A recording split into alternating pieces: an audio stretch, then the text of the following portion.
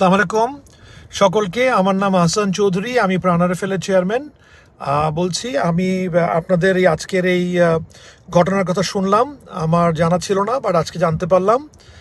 এর আগে আমরা আপনাদের থেকে যেই জিনিসগুলো জানতে পারিনি। আমি দেশে নাই, আমি আজকে দেশের বাইরে আছি। আশা করি দুই তিন দিনের মধ্যে চলে আসব। এসে আপনাদের সাথে সশরীরে বসে কথা বলে আপনাদের এই জিনিসগুলো শুনে এটাকে সমাধানের চেষ্টা করব।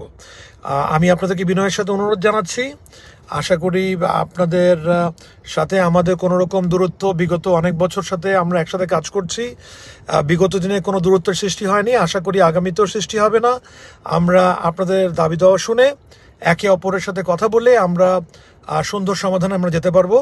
আমি আপনাকে বিনয়ের সাথে অনুরোধ জানাচ্ছি, আপনারা ব্যস্ত না হয়ে আপনারা কাজে যান এবং আপনারা কাজ করেন, এবং আপনাদের যা যা পয়েন্ট আছে আমাদেরকে জানান। আমরা যৌক্তিক দাবি সুন্দরভাবে আমরা মেনে নেওয়ার চেষ্টা করব।